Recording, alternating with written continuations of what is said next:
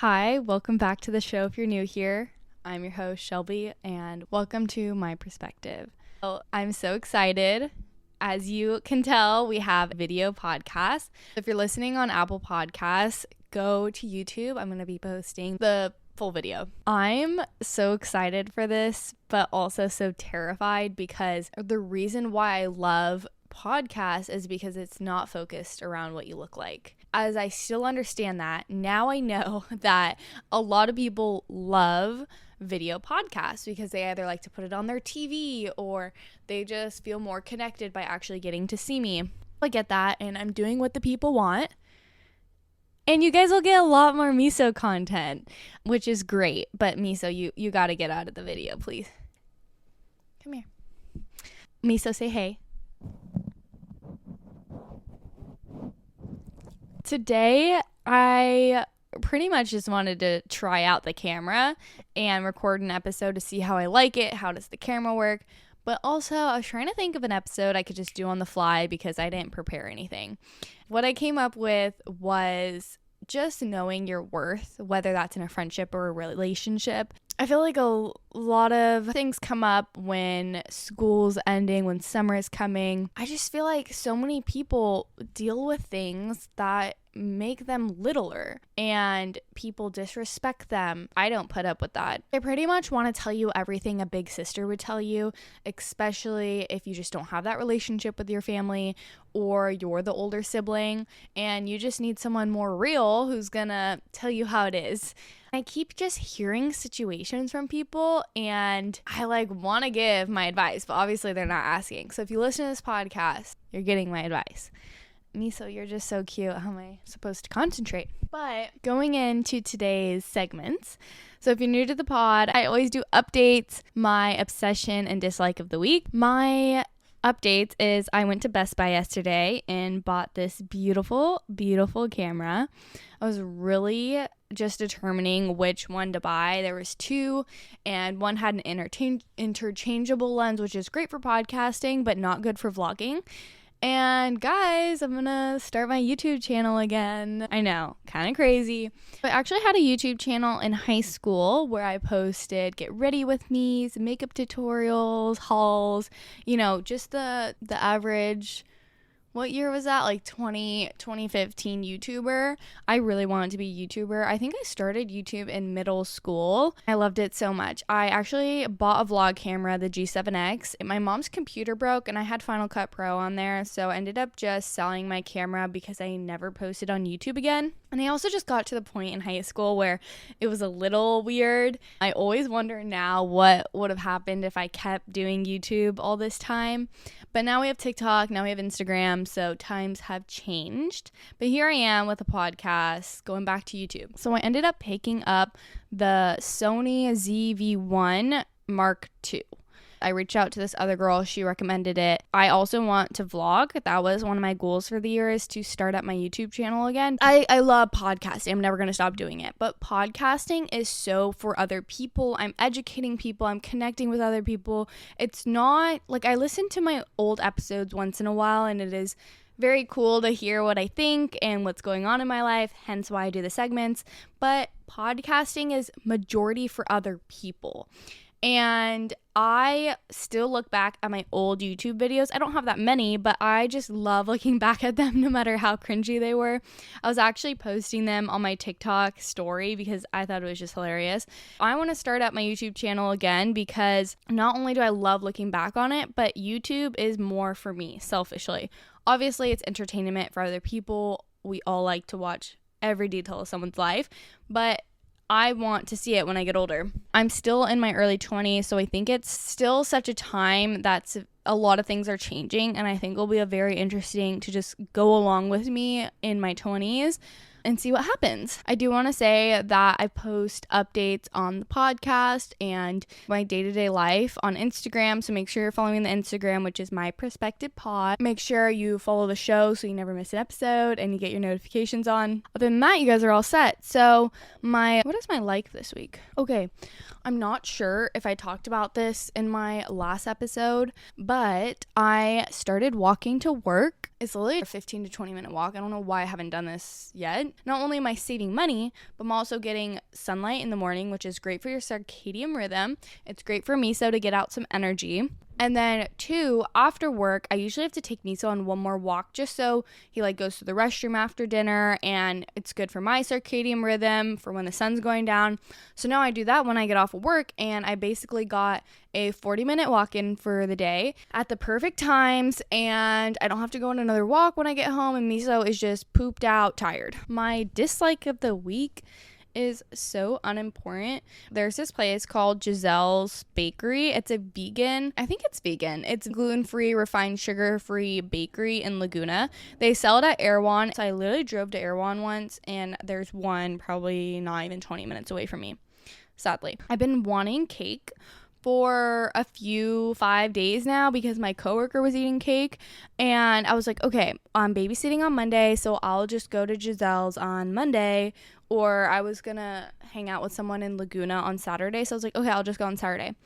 I hung out with her, but I didn't end up going to Laguna, and then I looked at my calendar. I'm not babysitting tomorrow. I'm babysitting next week. And so then I looked up Giselle's today, and they're closed. So now I'm going to go tomorrow. I can't wait for another week. I need to eat my cake. My favorite cake from them is their carrot cake. And I also tried their chocolate cake, which was really good. They also have these raspberry cups. They're chocolate coconut raspberry cups. They're so good. They also sell them at Mother's Market. But last time I went, the only reason why I went to Mother's last week was to get those raspberry chocolate cups. And they're sold out. And I was so sad. Guys, I am so exhausted today. I have no idea why. I hung out with my sister all day. I was supposed to work, but they canceled. And, I probably would do homework because I have so much homework to catch up on. Or I would take a nap. But I was so excited to get this camera that I was like, okay, I just need to power through and talk about something I'm interested in. Besides the point, but this episode, it is not structured by any means. So I don't have a list of topics I'm going to talk about off the top of my brain. Let's just get into today's episode.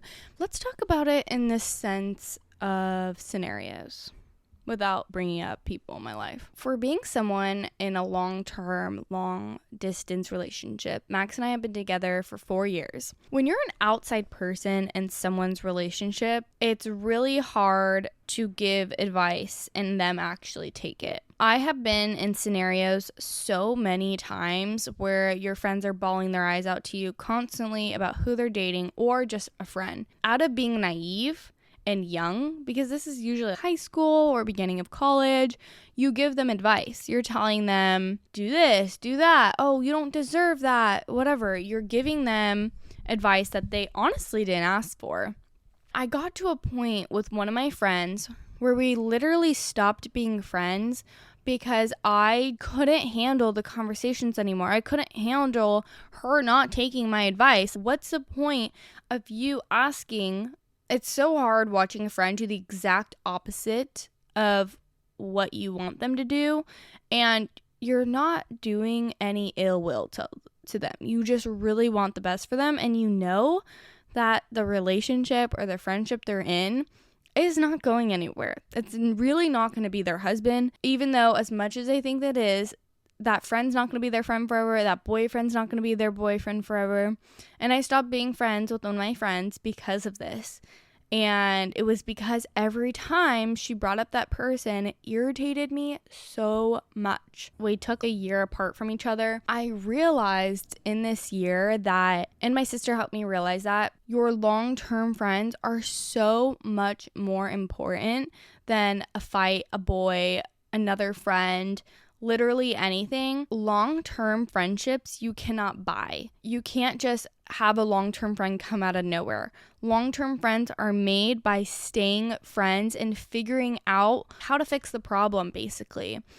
And nobody else is going to fix it for you. Another thing I realized is going to people for advice, even say your parents, if they don't have the type of relationships that you want, then you probably shouldn't be going to them. For instance, if you are having a friendship fight and you go to a parent or a friend who doesn't have a lot of friends or just cuts people off or ghosts people or blocks people, that's the advice they're going to give you. But if you go to a person who has a ton of, not even a ton, but maybe a handful of quality long-term friends or one really healthy long-term stable relationship, they're going to give you advice that correlates to that. Make sure you're going to the person that you would, in a way, want whatever they have. In high school, I was never taught conflict resolution. I was never taught how to stay friends with people. I was doing it by trial and error. It caused a lot of issues when I was growing up. I started to surround myself with people who emulated what I wanted. I became friends with this girl. What I had to accept was that she didn't want my advice. I would say 90% of the time, your friend doesn't want your advice. Your friend wants you to actually listen to you, validate you, and just let them vent and talk and talk and talk. At least that's what I want. Unless they specifically ask you, what would you do? I don't give my advice because 90% of the time, they're not going to take it. And that sucks. It sucks so much. You start to get invested in their friendships and their romantic life, and you're not in their life. Giving my friends the benefit of the doubt is that I'm not in the relationship. I don't see all the sweet, great things that their boyfriend does for them. I only see face value what they tell me and what I observe. That's probably 5% of their relationship. It's not reality. I also had to remind myself that when people would shit on my relationship.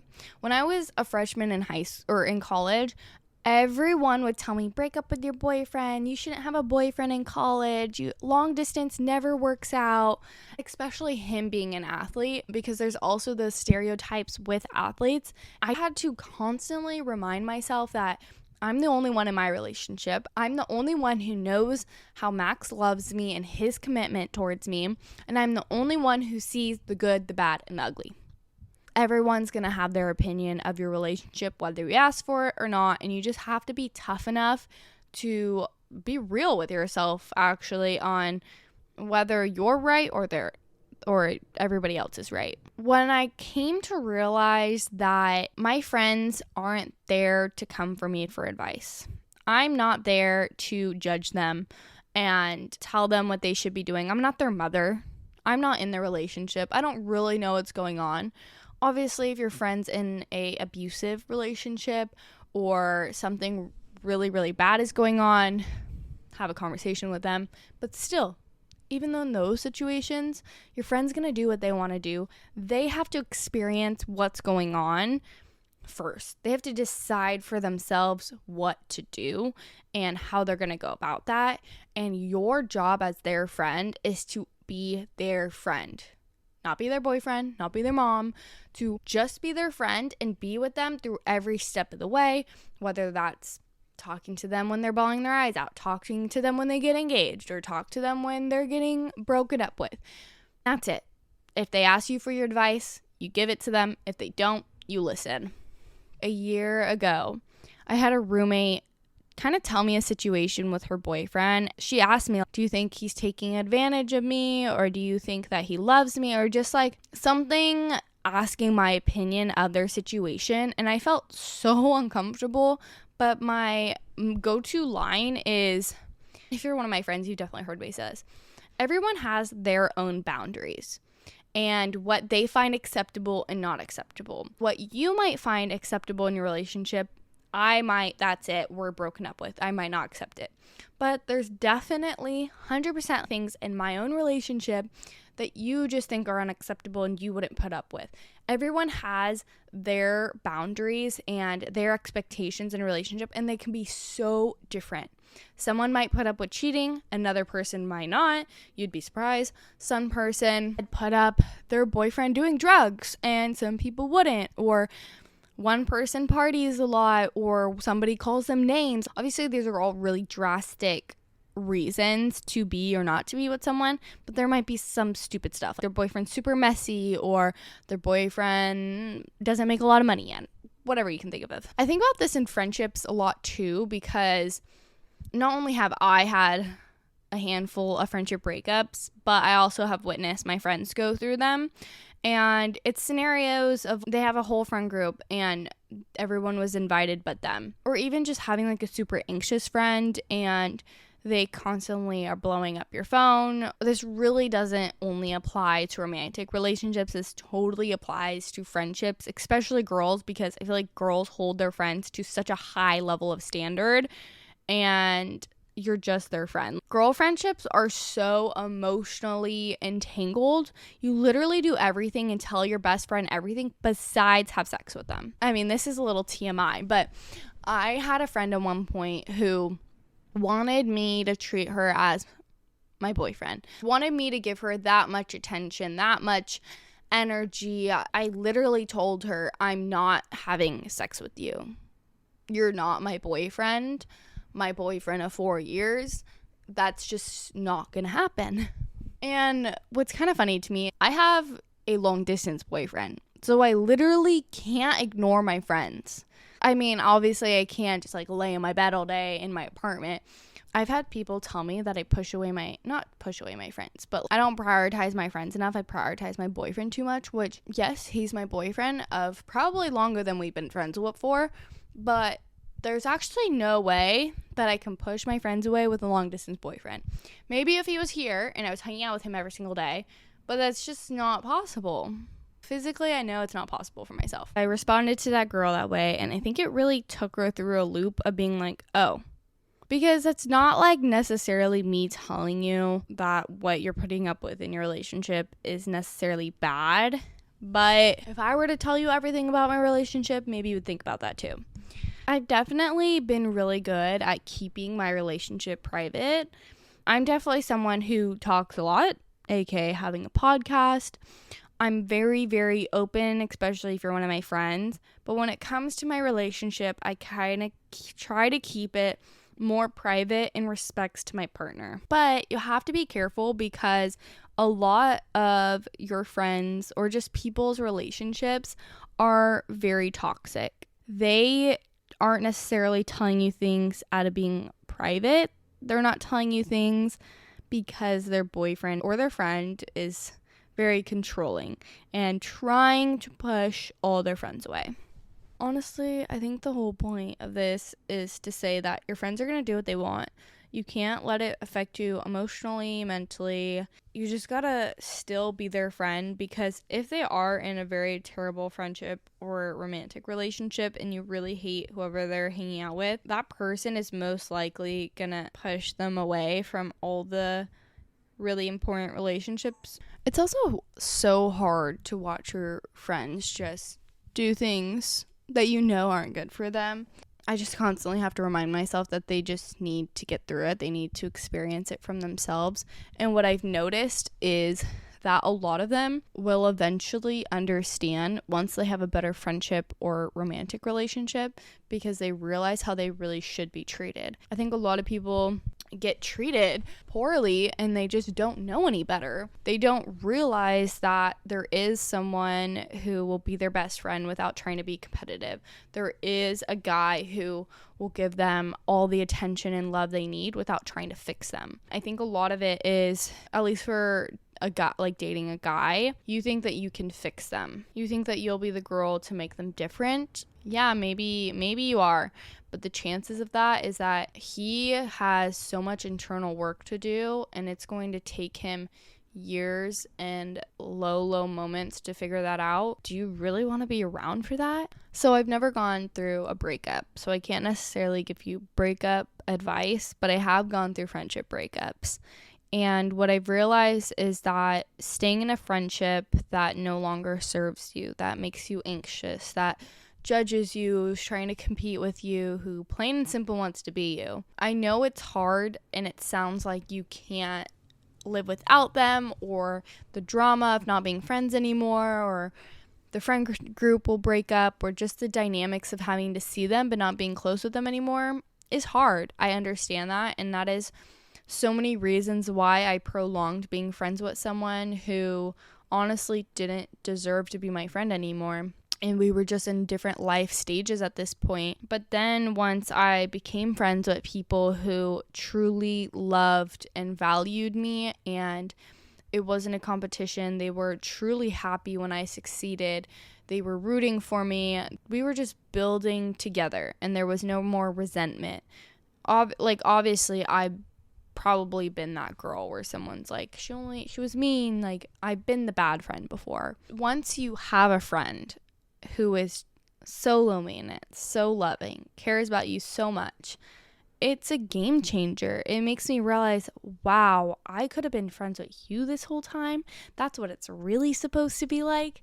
And I'm assuming that's the same thing for dating a guy, is you notice all these other things that were like, wow, I didn't realize he was supposed to do this for me, or like I even deserved something like that. It's just so much easier at that point. And what I love about Max and I is we have been dating since I think when I was 16, I started talking to him. We've grown up together. Even though I won't have this type of experience with anyone else of noticing a different type of relationship, I think our relationship is ever changing, and we are such different people that we are so different from when we first started dating. And I'm so confident and comfortable with him where I will tell him, I need this, I need that. How can we improve our relationship? And I think that you need that sort of connection and communication with someone, especially if you want the relationship to work out. Something you also have to realize is that when you're in your early 20s, or just your 20s in general, your friends are going to go through so many other friends. You're going to go through so many other friends. You're going to go through so many shitty relationships, or your friends will.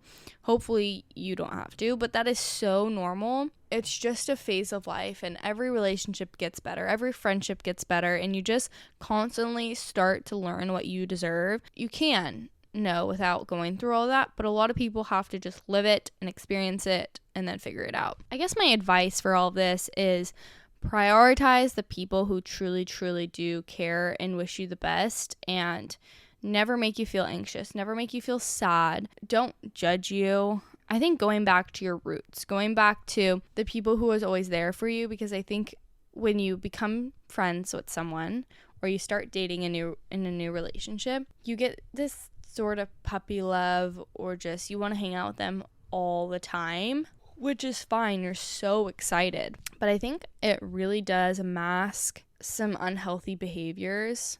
Keeping the people around you who ground you and have known you before that relationship are so important. I think that your friends really do care about you and want the best for you. I don't think anyone is trying to not let you have other friends or trying to break up you and your boyfriend.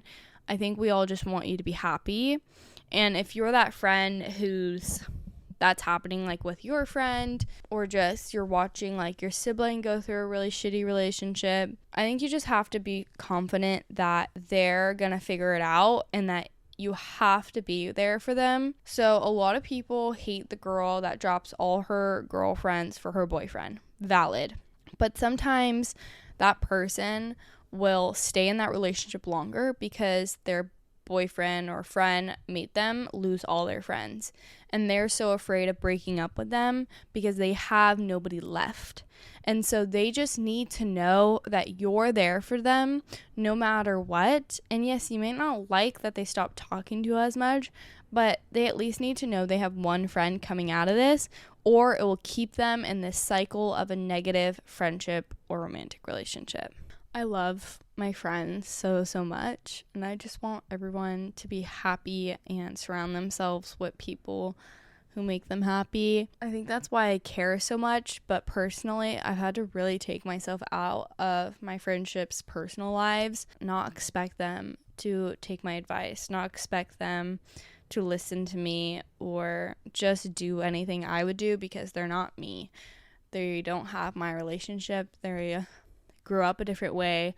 They have parents who tell them different advice, and they're dating someone who obviously they really do love and care about. You just have to let people live their lives. What's really funny is when I stopped being friends with people, so many people will then like come up to me and tell me what they really thought about my friendship, and I'm like, oh, I guess I didn't see that. And so that's what I'm assuming happens in romantic relationships too. Like, it literally just flies right over your head, which sucks. It really does suck, but it's so funny to me. You just like don't even realize when you're in it because you see the best of everyone and you really want that relationship to work out. So you just keep letting things like fly, if that makes sense. Like, you're not like you keep seeing the red flags, but you keep ignoring them because the overall picture is you still value that person. My advice is to be careful with telling your friend what you actually think about their friend or their boyfriend, because a lot of the times they get back together.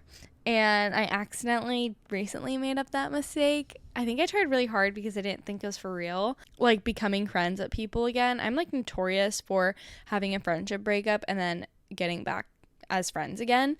This is probably happens. Like, also, like, don't shit talk your old friends.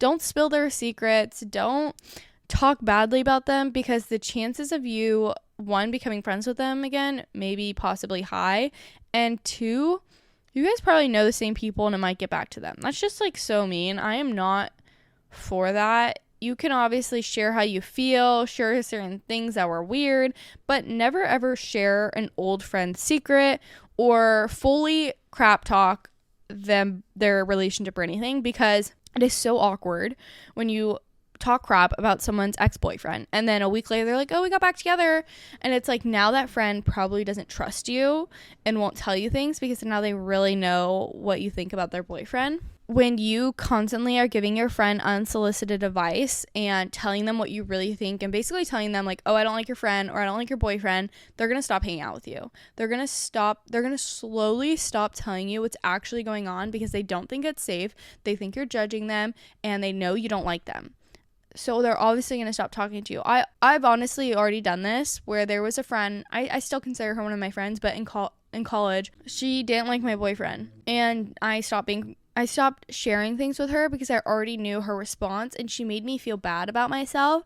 And that's where your friends don't get it. They're not in your relationship. So you just have to kind of go with your gut of what you really feel you deserve and you think, and obviously go to people with advice who you truly appreciate their relationship and they have the best interest for you. When you're going to someone who just won't even listen to you is where it becomes an issue. You're their friend. You're not their therapist. And be someone they know they can always go to. When I say to evaluate your relationship of like, would you put up with this?